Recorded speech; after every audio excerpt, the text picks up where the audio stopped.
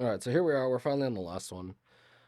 Um, yeah, there's nothing more to do it but to just get in there. Let's see. Ether Veil. Yep, we're just gonna go with this. Attack, increased attack, more crit damage, stun damage multiplier increase, basic attack. Okay. One of the things that we're talking about here is that it'll reduce their defense by 10%. I haven't done the math myself, so I can't I'm not gonna give you guys any actual whatever, but from what I've been told, uh, she does gain a lot of, or this boss specifically has very low defense. So the only reason I bring that up is because, there she is. We're gonna swap this out for Zhao because why not? Um, and the reason I bring this up is because I'm running her, and we'll just show off the builds right now on a pen ratio set. So clearly, it's not going to be as effective in this fight just because there's not a whole lot of defense to penetrate anyway. I might change this. I don't have let's see. I'd have to run like this here, and then maybe down here run something like something like this, and then swap this out for this because the pen ratio is not terrible. It's also just like you can run pen ratio as the main set and then just get extra crit damage. Um, yeah, I don't know. It's like I said, I like this build because I don't want to change anything, and to me, this is like the most optimal. Just gonna run this build and never have to touch it again. That's kind of what I want for this. So I'm just gonna leave it here. I just can't be asked. We'll just go over. I kind of showed off most of this, but here you go again. Yeah. So this is my Dialyn build. Obviously, 99% crit chance. Super proud of that. This is her set. +3 on everything. I got a +4 on this. And that's what saved me. It's this +4. I wasn't even trying to I was rolling this for Pokra. Yeah, for Pokra. That's why the physical damage bonus is there because I wanted Pokra to be on a 2-set crit chance set. And then just randomly out of nowhere, it rolled the 4 there. So I was like, you know what? Send it. It's over. It's good. So this was the last piece, and we're all pretty solid. This build is probably never going to change. All these pieces are going to stay on her for now, well into the future. Actually, I'm curious to see what her mind skips are. Each second and gain from all these things increases by 16%.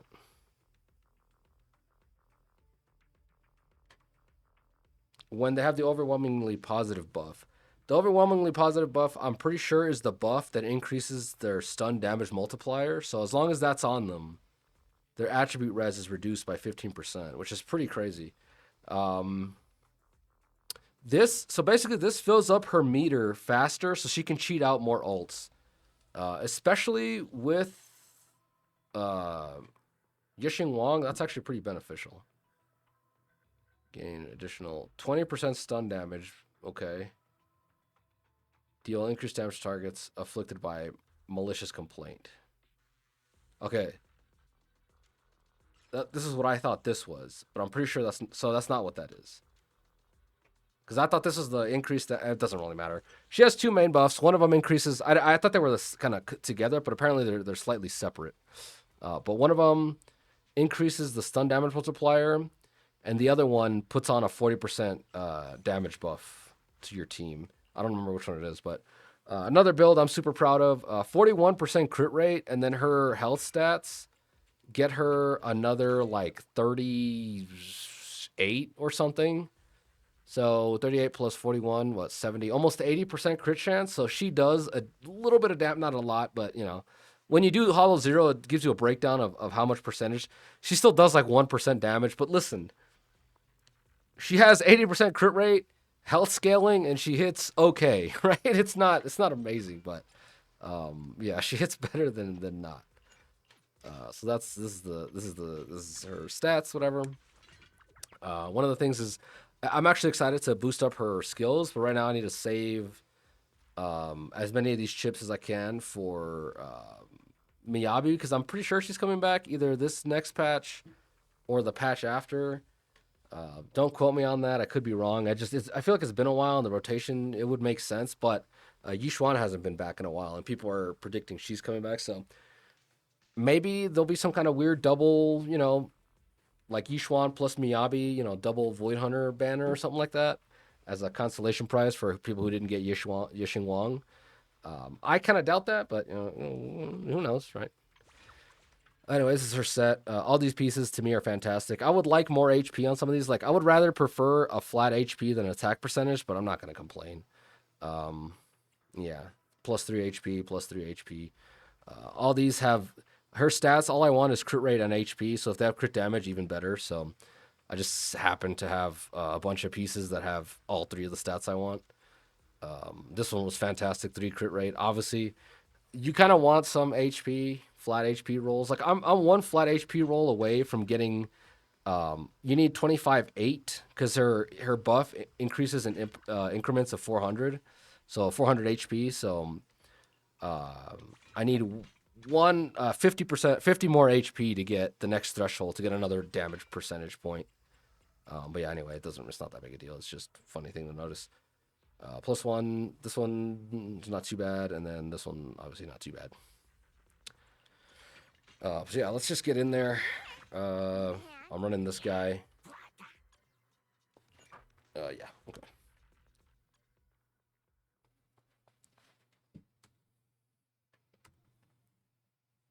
It's a consistent thing that like all my runs are like they take me 5 minutes of intro to go do. So listen, whatever. I don't really care.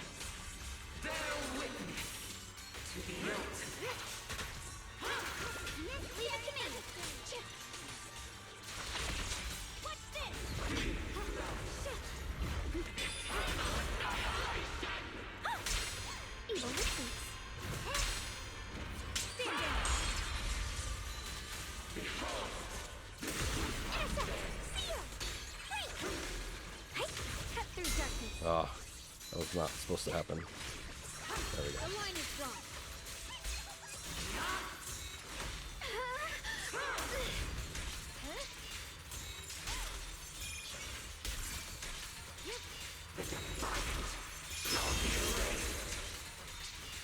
Light brings the dawn.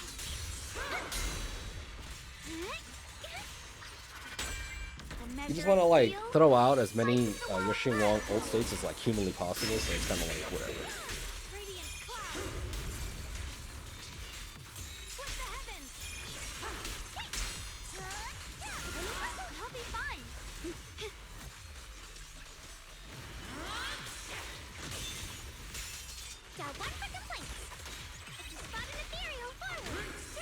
Like you really like, I'm wasting a bunch of DPS time using her or whatever, but it's like it doesn't really matter.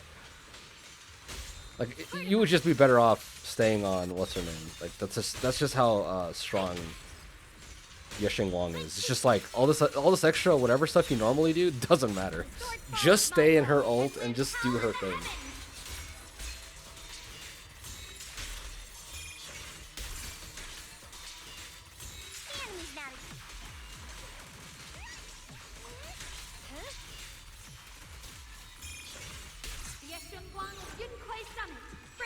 We'll do this, and we'll get another ult state off of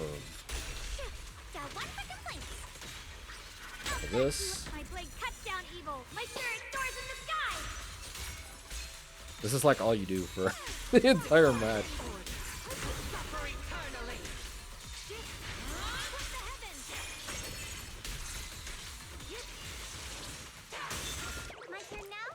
I'm just ulting here for the miasmic shield, and because Shunguang's not doing anything anyway.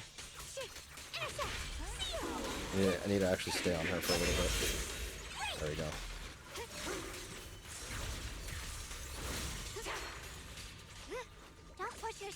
Then we get the quick assist, and there we go.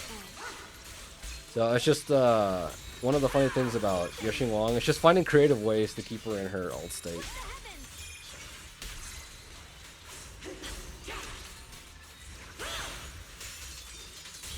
And then hoping all these land. That's another issue that happens a lot. is a lot of her like DPS kind of misses sometimes. Not always, and it has good tracking. It's just sometimes it feels like it just kind of goes off left field for no reason.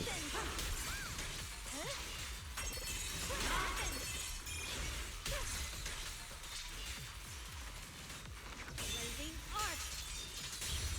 Forward. Turn around. There we go.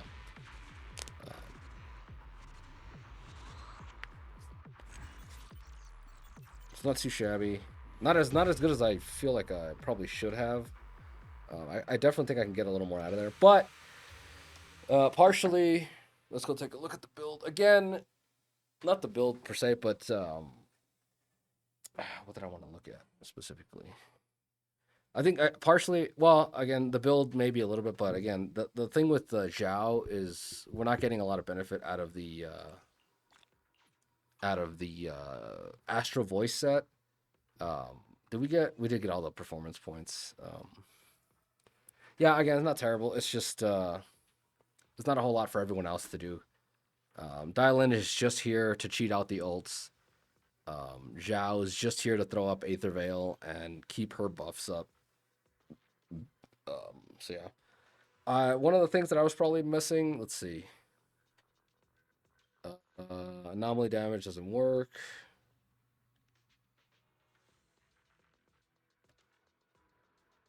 They get 20% crit damage. The fact that we just melt that barrier so quickly means that it doesn't really matter. Just stack up the 3 times. Like you barely notice it because Shunguang, one of her because normally Void Hunters have like their basic anomaly and then they have another one on top. So Miyabi has her ice anomaly and then she has her own specific. I think it's like Frostburn. I don't remember what it's called. Yixuan has like ether anomaly and then she has her own like auric ink anomaly. She has physical anomaly and then she has her own weird like enhanced physical anomaly, and each one has its own unique effect. I don't remember, but her unique effect is in addition to like again her regular, she builds up regular physical anomaly, which does assaults the same as any other one. Obviously, they're not really worth specking for, but her special anomaly specifically, it shreds the miasmic shield a lot faster. So that's kind of the point of that. But other than that, there's not a whole lot else to explain regarding Shunguang. It's just like I said, find ways to keep herself occupied by keeping her in her old state as much as possible. Zhao obviously helps out with that. We got 20% extra crit damage, whatever attack. This is one of the reasons why I'm not so like. The only other build I would try with her, because the crit damage, you can run the crit damage, the 2-piece crit damage set or whatever. I forgot what it was. Hold on, go back. You can run the 2-piece, the Branching Blade song. The other set that I kind of like, I'm kind of fond of, is running like 2-piece this for more physical damage bonus. But for one, this thing here gives you 25% damage increase, which I'm pretty sure is like in the formula is the same as like physical, like elemental damage buff. I could be wrong about that. Again, you guys can correct me on that, but I'm pretty sure like if you saturate the physical damage bonus, this one here, you're saturating the same stat as this one. So if we were to take that, like again, the damage bonus, she gets 25 here, plus I'm sure she gets like another damage bonus here somewhere as well. Here we go. Once you get into her ult state, I think she gets 50% crit rate plus, or 30% crit rate plus 25% damage bonus. And then we're saturating that again because she gives out, where is it? I just like, look at this giant wall of text, man. I can't find it. She gives out some kind of damage multiplier here somewhere. I don't remember where it is. Anyway, it's the I forgot what it was called. Let's see, where is it? 5-star hotline. We looked at it here. They explained them. It's one of these buffs. I'm sure it's, let's see, it's either overwhelmingly positive, which I'm pretty sure it's not that. I'm pretty sure it's probably not that. Or malicious complaint, one or the other. Gives a 40% damage buff. One of those. It doesn't really matter. But then on top of that, right, we have to consider the fact that, first of all, I'm running her on this, which gives her 18% damage buff, plus, let's see here, 1,000 attack. So I'm not running a 2-piece attack set either. That's like, again, you're saturating that.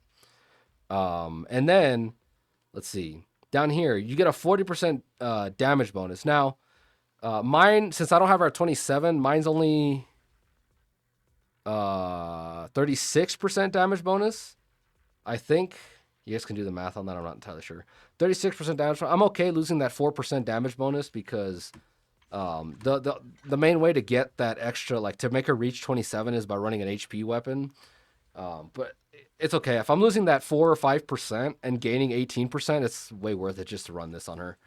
But anyway, yeah. So the point being is like she's already getting so much damage bonus from other places that even running the this 2-piece, like I said, I have this one here. I forgot I have another piece somewhere here that's good, really well statted for this. Obviously, that's just an anomaly piece. Anyway, the point being that it's all just so saturated, even against her own shield boss, which again, she has low defense, so this isn't helping a lot. But the fact that we're getting so much crit damage from,